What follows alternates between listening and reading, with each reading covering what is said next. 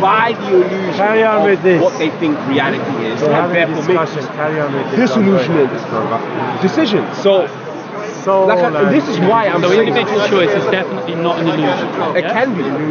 It can be, of course. Because Example of how Yeah. if I'm choosing, I'm choosing. Yeah. There is no illusion. No, I might but be you- making the wrong Tony, right choice. sorry to interrupt. Give me a brief conclusion here with you. With Because what? he's going to take over. I'm going. Really? Yeah. I'm not sure. Can we synopsize this? collective, singular. I'm saying that He's saying there's hierarchies in terms of how.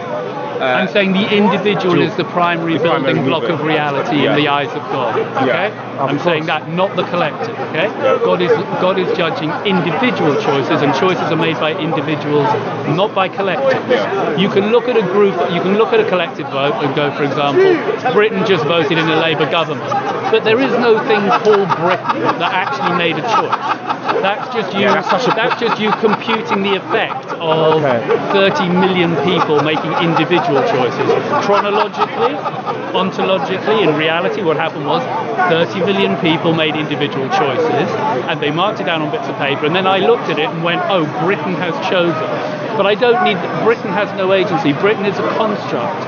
It's a concept. It has no soul. The choice was given, it was offered, options, wasn't it? Yeah, it was There an was option. Britain has no soul. Britain is a concept. Right. It's a very good concept. I mean, all nations, they're concepts. They give us means to interact with each other, but they're inventions. Yeah. They have no internal reality. They have no ethical agency. Okay, what are you connecting it with? What's the conclusion? Well, initially we're on Israel, Gaza, and about tribalism, yeah? Because to what extent in all of these conflicts, tribalism is a hindrance to advancing the world and making people's lives better. And I'm drawing the distinction between the individual and the tribe, which I think is inherent to most religions and to good atheistic thinking and good ethical thinking, yeah? Yes. Dawud, slightly to my surprise, doesn't seem to want to buy into the idea No, that the individual... May I speak for myself? Sorry, sure. What I disagree with is that it's either or, right? It's like No, but absolutely. that's a fallacy, either or. That's called What? either or. There must be something also. It can't be either Well, or. no, it That's can't. called- No, that's a sometimes, fallacy. sometimes it's depending on the case or the issue. So therefore it's Yeah. contingent upon something. What's the it in that statement when you say it's dependent on? My premise is simple. Is the light No, on or I off? mean, Hang on, let me There's reiterate no- my premise to them so that you can then... My premise is simple. I'm into ethics. I take ethics is about your intent at the point of choice, okay? The only Behavior, is that what you say? intent at the point of choice. I make a choice, yeah? Yeah, Do I behavior. eat the donut or not eat the donut, okay? What's Yeah. my intent when I do it? So it's about intent at the Okay, point so of choice, intent. yeah? If you accept that premise, What dictates that intent? I don't know, just... I know, what dictates? I want to Well, know. I have the agency. So if you accept that ethics is about intent at the point of choice, I then say, if you look at the universe, the only thing that makes choices are individual souls, things which are subjects. Well, Objects don't make choices, only subjects make choices. Am I wrong? It's a look. I need to understand what soul is, but anyway, you carry on. Well, I It's would say deeper than qualia, the transcendent element, the being, Qualia, the being what you would subconscious, call all the that. soul or whatever, qualia, Yeah. the soul. And let's keep it generalized. The thing that makes the choices, the thing that God is focused on. If there's a God is focused on your soul, and He's judging the state of your soul based on your choices. And the only things that make choices are subjects. Does God Things which interfere have with your qualia. choices? Not objects. Objects don't make Right. choices. Again, and a nation is just an object. It's But a concept. you're appealing to religion, but I Yeah. can show you plenty of examples where God judges, not only judges, addresses groups of people. Yeah, but you're saying groups, but he's just dealing with them in his eyes individually. He's going, okay, there's a group of people. No, but why Number would- one, come here. no, What but- did you do? I'll deal with you. Number two, That's what not did true. you do? That's not true. He's because not depersonalizing them. it's not into- true because and this is why what I'm saying makes more sense. Because if you think about it, it's a case-by-case situation. So in the Quran, for example, if you want to use religion, in the Quran there is an example where God addresses people, the children of Israel, as a group, and says, and the children of Israel broke their oath. Well, that's very strange. That's a collective of people. How can a collective of people break their oath when there was 50 who didn't want to break the oath. You can imagine that they did it. Yeah, but let me just finish. Then there are certain instances where God in the Quran addresses the children of Israel individually. So he takes one out and he says, as for the people who worship the calf, take out the person, punish the person who started it. So then the blame is not placed upon the group, but it's reduced to the person. And sometimes it's the whole group. Sometimes they all have to suffer. Yeah, but so that's what I'm trying to say. But this isn't complex because... No, hold on. Let me just land. Let me land. This is what I'm trying to say to you, Tony. That it's not clean cut. It's not a clean formula. It's not formulaic where you can say, well, every single time this is how it is. Every single time in the hierarchy of the perspective from God, God always judges the individuals. We have examples in the scripture. The example that you're giving is simply where he's judging a series of individuals. Well, that's your interpretation of it. Yes, there's no counterfactual element in that. Well, I've if 50 evidence. people all decide to commit murder, that goes against what you if say. 50 people all decide to commit murder, then he can legitimately look at all 50 people and go, you collectively committed murder. Yeah. But that's true because every person in that set made that individual choice. So it's just a convenient shorthand for going, each you individual and you individual and you individual and you individual all did a bad thing. But instead of naming them one by one for the purpose of communication, he just goes, you collectively did it. It's not true either. Because the story of Aaron, the brother of Moses, he was the brother of Moses. I'm going now. Sure. Adhan is given, so I'm going to do my prayer. He was the brother. Aaron was the brother of Moses, and he was categorically against what the people were doing. Yeah. So here again, we have a collective, and within that collective, there are people who are not even okay with what is happening. Yeah. But yet God is addressing that individual. Yet God is addressing the collective. So that's what I'm trying to say. It depends on the situation but itself. I don't take the Old Testament as literally as you do, and I've got problems with huge amounts of. I've got huge problems with the fact that God kills huge swathes of tribes in the Old Testament when they're doing the 40 days, the 40 years, Exodus thing. Yeah. I don't accept all of that as being gospel.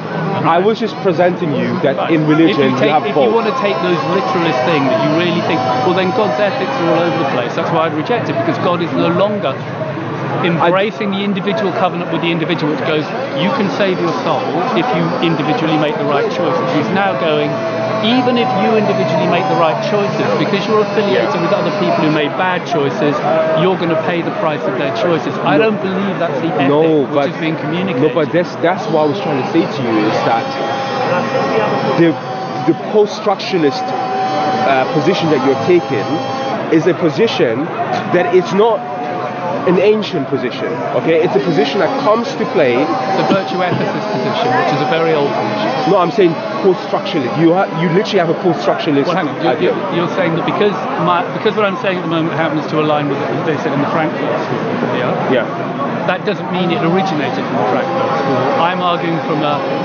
virtue ethicist position, which way predates that. No, but the reason why I'm saying this is because even when I look into tradition just briefly, and I could go even deeper, just on the surface, I find that there is inconsistencies with the way you're laying out this thing. Please show me. I've shown you that there are verses and there are stories and because God is why can't you just accept he's using a convenient shorthand? He could have written he could have named each individual person he was condemning, and the book would be that thick. Okay? All we're doing is using language to synopsize. He's going, because each of you individually made the same transgressive decision, I will give you the verdict collectively. No, but God mentions literally individuals as well. That's the point I'm trying to make. When the individual, so you will always try and get to the level of the individual, but if you've got 50 people who individually all made the same bad choice, it's just linguistically convenient to say, all of you did it. It doesn't mean that all of you magically had agency above and beyond the level of the individual. But how do we then describe verses where Allah subhanahu wa ta'ala literally says, you as in the group, and then sometimes it says you as in the person? I just covered that. He's always focusing on the choice. No, but you didn't. I did. No, I'm saying, okay, because you're saying, well, God is just using convenience. Because it's convenient language. Because it would be very cumbersome to express it. No, but literally. if it's primary, then God should based upon you, just address the individual. Just address the individual. Don't address the group. But God does not do He's that. addressing a collection of individuals, No. and he's judging each of them based on their individual choice. But for purpose of communicating his judgment to the reader of the book, rather than him naming every individual in the tribe who transgressed, he just goes, I'll shorthand it so I can tell the story, and I'll call it that tribe, because they all made the same choice. If an individual within that tribe didn't make that choice, he wouldn't have condemned them. Yeah. That's the point. Yeah. He's basically condemning one choice which they all mirror. Okay, then. So he's doing it at the individual level. In terms of communication. I mean, it's like when I say Britain, okay? Yeah. I don't name all the individuals in Britain because it would take forever. I use the term Britain as shorthand for 60 million individuals. No, but that's all I'm doing. That precisely goes against. It precisely goes against what you're saying. Feel free to chip in. It precisely goes against what you're saying when you're talking about hierarchies.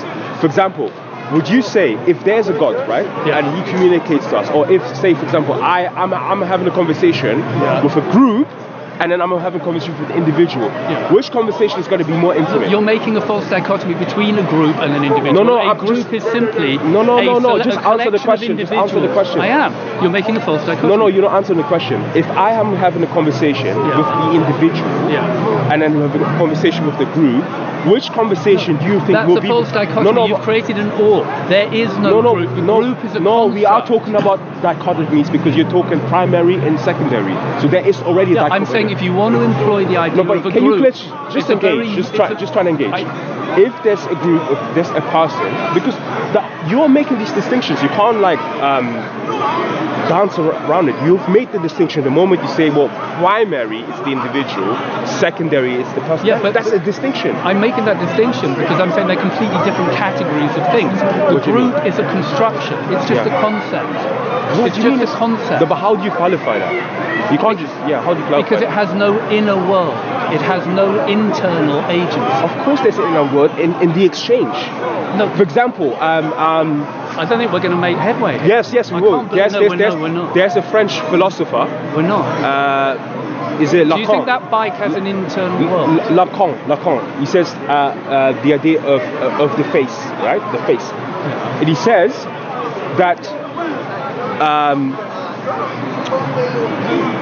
Do we agree there are subjects and objects? What do you mean? Subjects and objects. Do we agree that the universe is comprised of subjects and objects? Yeah, I would say so. Right. Okay. Yeah. Do we agree that only subjects can feel things? But why are you divorcing the idea that if there's two people interacting, that they are creating a reality that the person on his own would not be able to create? I'm not denying that. I don't know why you think I am. Therefore, why do you think I'm in denial of that? Because you're not. You are because I'm not. You think I am? I'm not. Two individuals are making choices. No, you are because you're saying what you're saying is what you're going to do is you're just going to break it down. You're going to use reductionism. You'll say, well, a reality is just one individual and another individual. It's still individuals. So that's where the denial comes. That's not reductionism. No. I'm being axiomic. I'm getting down to the raw atomic building blocks. So reductionist just deconstructs a car and then leaves it lying on the floor and goes, that's a car. I'm rebuilding the car and putting it back you're together. reducing it to the individual, literally. Because that's where the soul is. That's what God sees. The soul is on its own, but the soul is also as recruiting soldiers. No, the soul has effect on other souls. It exists. It actually exists in the sense of being as a primary thing, and then it does things which have effects on other souls. I'm not in denial of the fact that soul A can't affect soul B. Of course they do. You make a choice, it affects me. I react by making a choice, it affects you. But it's not God is always looking at the individual choices we're making in that sequence and judging us. No, but it's not though, because I've shown you literally. It's not. So is your complaint that the fact that God judges the group when an individual did it? I'm saying the group is effectively a fiction. It's a construct. That's it's a shorthand. It's a shorthand way of just describing a chunk of individuals. There is only the individual. There are subjects and objects. God doesn't care about objects. God cares about subjects. The subject is the soul, has the soul. The subject makes the choices, the ethical choices, and that's what God judges. There is nothing above and beyond a series of individuals individuals, but linguistically, if we've got 50 individuals, we talk of them as though they're a collective, and we start to feed ourselves. But it's not the just illusion. linguistic. That's what I'm trying to say. That you know what you're essentially doing.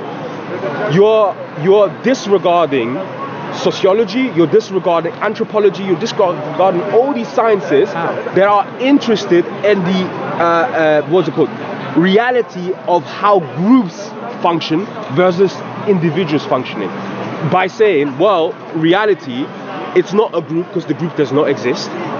The group is a concept. I'm not a group. You're saying a group does not exist. A group is a concept, a social we construct. have two things here. A construct. We have choice, Yeah. and then we have action. Yeah. Okay. At the level of No, I'm choice, ontologically. choice only exists at the level of the individual. Yeah. Actions that person takes then have effects on other individuals, and they do create sociological and cultural and impacts. Obviously, okay. They have effects. But There's causes and effects. Choice is the cause, and the impact on the culture and other people is the effect. I'm making a clear distinction between subjects and objects and causes and effects. And I'm saying subjects and causes are primary in God's eyes, and the effects of what they do obviously affect other people in feedback loops. But you're still saying that the group is a construct. Yes.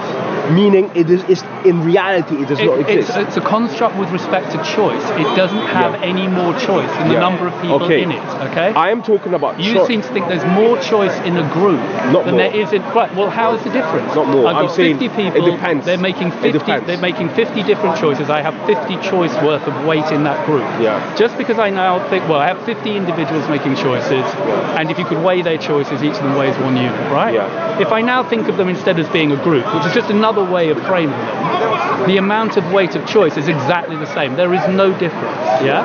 But I can get the illusion that because I'm talking about them as a group, somehow it's something different from 50 individual choices, but it's not. It's 50 individual choices, which for convenience sake I frame as being a group decision because I can communicate it more easily, I can conceptualize it and other people can understand what it means, But otherwise we'll be here I forever. don't think it's just a language thing. I think it's also to do ontologically how reality, and this is why I brought things like anthropology and sociology in these things, because they deal with these questions.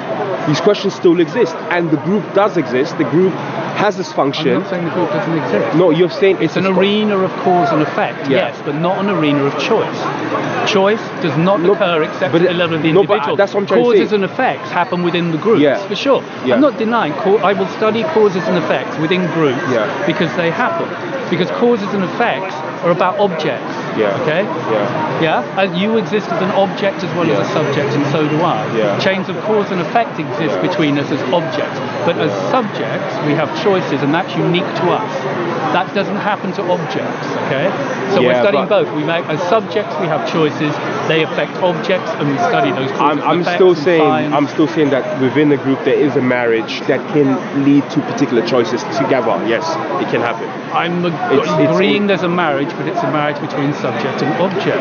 And you seem to want to you want to personify the group as somehow being a subject. The group can become one, yes, in will and in direction and in choice. It's absolutely. I'm not saying they can't all align to make the same choice. They can, but I don't. To explain that phenomena, I don't need to incorporate the idea of the group as a real thing. The group is a construct. The group is a real thing. In the, I believe the group can be a real thing. Do you think the group has a soul independent of the souls of the people? They can share a spirit. They can share a spirit. No, a soul in the sense of something that can be sent to heaven or hell. No. Okay, now we're thank you. Right. That's the point. But the group does not have a soul. But that's a different conversation. No, it's not. This is exactly the conversation I'm trying to have, but you keep thinking I'm not. So I've really got to focus you on this. This is exactly the point I'm trying to make. The amount of souls that exist in 50 individuals. The thing is, dude, you're changing it slightly now. Okay, no. Now you might be seeing where I've always been trying to come from. Yeah. Okay, so maybe we've had a communication thing. Sure. I am saying that there is no group soul which will ending up in, say, heaven or hell, which is independent of the souls of the individuals in that group. It's almost a mathematical proposition. Yeah. Now, either you believe there is or there isn't. If you believe that there is some excess soul within the group, then yeah, the group has a dynamic which is above that of the individual. I don't believe it does. Noel Harari doesn't believe it does. A lot of philosophical thinkers don't think they do, and I think religion speaks to the individual subject being the base. So you think there's more to the souls? 50 souls. Religion does both. Religion does If both. you're Christian, no, in Islam, yeah, you have more of a conflation with the political. In Christianity, you don't. Yes, of course. No, you don't. You have separation of church and state. No, Pay in unto Christianity, Caesar what is of due to course. Caesar. Again, why would... Of course in Christianity. In Christianity, it's all about the tribes and all about these nations mentioned. That's the stories, but what happens in these books is that's when I was on the world and the earth. In most of these traditions, you get the point where someone goes out and walks alone in the desert. It does happen also. Right, okay, and there's a reason why they do this. Why the spiritual journey, the primary spiritual journey, is when the individual steps outside of the tribe. The tribe distorts their perception of truth. You walk your 50 days and 40 days in the wilderness. The Prophet Muhammad said, towards the end of time, there will be two people. There will be one person who says, I need to save myself from everything that's happening. I will go to the mountains and I will exist there and I will just worship God individually, right? So there are some forms of ethical choices he's going to make. There's forms of worship. There's forms of connection to God. Then the Prophet says, there's also an individual who decides, he makes the choice. He decides to stay amongst the group. Okay? The Prophet says, the latter one is better. Why?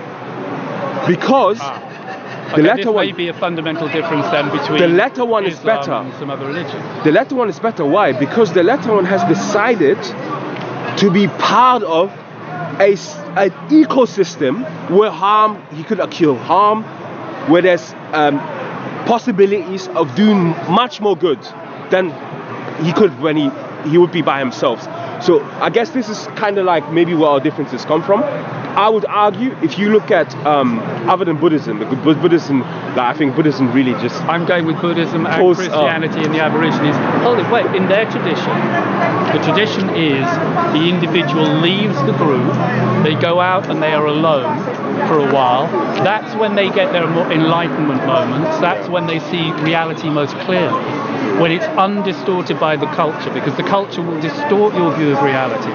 And then they take that insight back into the culture to make the culture richer and less distorted. So they don't just walk away and leave the culture. They leave the culture so that they can see more clearly, because the culture will distort them. And then they come back, and it speaks to the primary. Not always. That's the moral of that not dynamic. Always.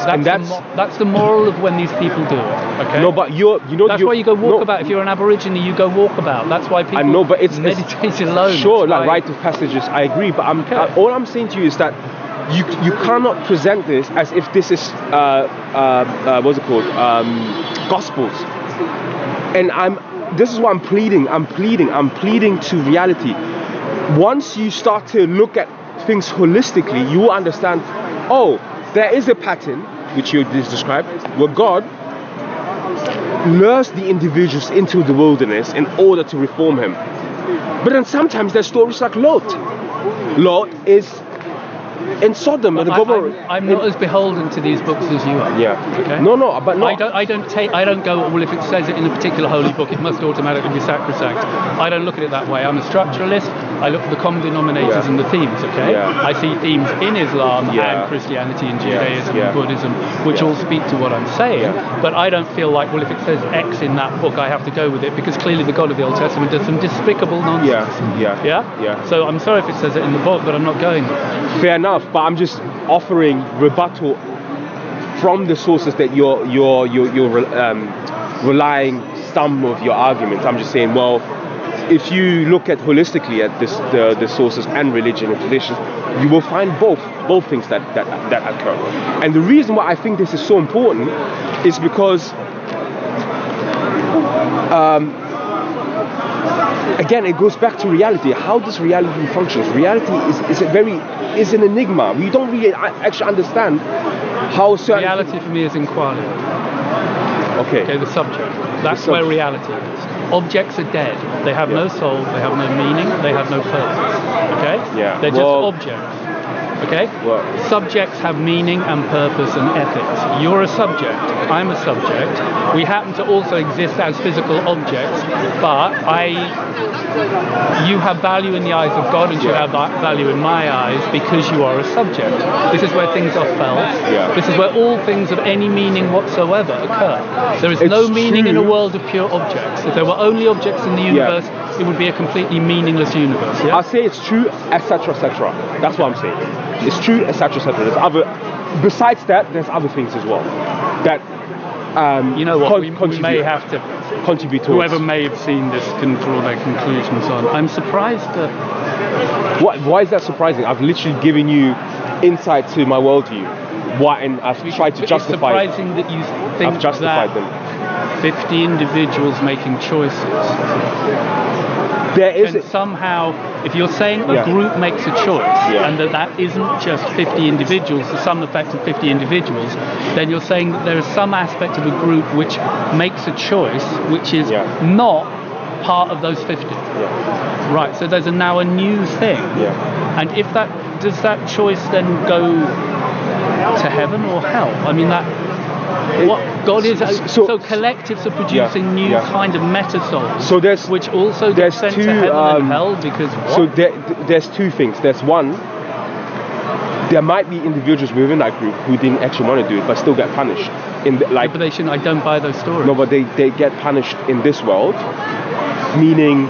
I don't buy that. Meaning that there is a fire, or meaning there's an attack, and then you happen to be part of the group, and then boom, but I don't buy that happen. But then their judgment in hereafter might be slightly different, and it's case by case again, because God has the ability to do so. However, what happens in this world is sometimes. I think what happens in this world is to a fair extent pretty random. You may or may not get hit by the tsunami that wiped out 250,000 people. Okay, I don't think that's God's judgment on those 750,000 people. No, but 250,000 people. That wasn't God judging them individually, but after the event, God would judge their souls, and He'd judge their souls based on going, I want to see your individual life, and I want to look at the choices you personally individually made, and if other people in your tribe made other choices, I'll be dealing with them later, don't worry, but right now, I'm dealing with you. And that is how God will operate. That's true. There is nothing more to it than that. God, when He's doing checking your souls, He's not in any way beholden to look at the tribe you're in or the collective. Yes, He's going, I want to know your choices. Sometimes. In the hereafter, I agree with you that in the hereafter, I agree with you that that's what happens in the hereafter. That's my reading of what happens in the hereafter. At times, which I take to be a metaphor for something, not literal. Although it might be literal, but I think it's probably metaphorical. But it's still profoundly important, and that's the level of evolution that religion is working on. Because I guess all I was trying to say is that, agree to disagree. I guess. That's strange. It's good though, because. Because it speaks to a fundamentally different foundational assumption about reality coming from our two positions. Which means I would challenge you to define what you mean by ethics. I've given a clear definition. I've given a simple bullet point, axiomic definition of ethics.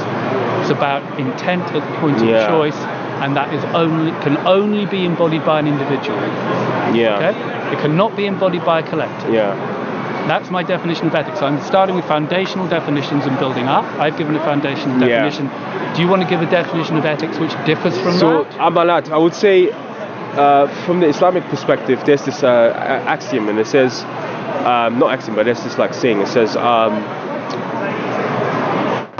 enjoin the good and forbid the evil. Yeah, it sounds like a good idea. Enjoin the good and forbid the evil. And in there, sometimes there's circles of importance. So sometimes becomes fard kifaya, which means the choice to be made is upon the group. Okay, the group has to act. Yeah, the group, accordingly. fine. The individual. Yeah. Choice is being made, Fine, okay. and the responsibility is placed upon the group. Yeah, so if I want to carry a coffin, I need 6 individuals to make the choice to lift it. If any less than that, I can't lift it. There will be certain tasks which will require a collection of people to individually make a choice if you want to achieve the task. But obviously. No, but that's, you see, this is what I'm trying to say. You're taking this now and you're kind of inserting your own thing. I'm saying. Well, I'm reading it from a perspective which is cogent. No, but I'm saying to you, I'm saying Fard Kifaya, the way we understand it is that people, it's not the individual, because sometimes it is upon a person, just the individual to act. Meaning, if there is a case, I can't think of anything now, but there's a case where one individual has to act, then all the responsibility is going to be on that one individual. Yes. Meaning the outside world has nothing to do with it. Correct. Sometimes it's the reverse. Sometimes the individual is not blamed, but the collective is blamed. Okay, that I fundamentally disagree that God does that. So, okay, now this is their... Okay, I disagree that God would view the world that way. That's Islamic perspective. Okay, got it. That's therefore, if that's the Islamic perspective, and I believe that you're being honest in saying it is, then that's an aspect of the Islamic perspective I would fundamentally disagree. And I think that point of disagreement typifies a distinction between Islam and... This isn't me rejecting the whole of Islam. Let's be clear. I'm just looking at an aspect. An aspect of Islam which other religions do not have. Now, if you think Christianity has it to the degree you do, I think you've misread Christianity. Nor does Buddhism. These religions, they tend to focus on the individual soul, not the collective. And I think the move towards the collective thinking is probably born of the tribal origins of Islam and other religions which are more tribal, like Judaism as well, because they were fermented in a necessarily tribal environment. And Christianity wasn't? Slightly less. It wasn't the story of a people. It was an idea arising within a series of different tribes. It was an idea, Well, Catholicism is literally that. Which, what? Catholics are literally... Yeah, but it wasn't specifically, it wasn't God has spoken to my tribe particularly, okay? It was, I am an individual Jesus who is coming with a particular idea, or I am Buddha. Buddha wasn't making out the idea that, hey, I've come for the Indians are special. Jesus says in the Bible, you don't believe it. Well, I don't know, go on. What does he say? Says that I was sent to the lost sheep of Israel. Yeah, but he's speaking to the Israelis. And also the way he engages with the people. But he's not making the people, because that's where he physically is. Yeah. And he's speaking to them. So he's going, you're the people of Israel, and I've been sent to, but he's for all people. Who is my brother? Everybody. My enemy is my brother. The tale of the Good Samaritan speaks to the idea that you did good because it wasn't a member of your own tribe. You have to rise above tribalism and look at the individual soul. But that's the strength of that way of looking at it, and bringing it back down to Israel Gaza, the kind of tribalism you see again and again, the potential negative weight that taking things too literally and tribally can bring to these problems, and the amount of fresh air that could be brought to it if you see it more as individuals, and individuals have to take responsibility for their individual choices and not hide behind the banner of a collective or a flag, or damn all the other tribe, all Israelis are this, all Arabs are that. No, they're not. They're not. They're a series of individuals, and you treat them best when you're tuned into them as individuals. When you tune into people just as a group and you go, they're all this or all that, you depersonalize them. Whereas what God would want you to do is to personalize them. You're more likely to depersonalize. That's one of the dangers of tribalism. Whereas God would want you to individualize people as much as possible, because that's the truth of who they are. They're individuals. Because the opposite is also true. For example, that there are certain tribes that are known for very noble acts, for very noble history and whatnot, and then people gravitate towards that. For example, when the Prophet Muhammad ﷺ and his group were being persecuted, he referred to Negos, the Ethiopian Christian king, and the culture. He says those people over there are very kind and are very welcoming. We should migrate towards that. I'd say another thing: Israel, Palestine.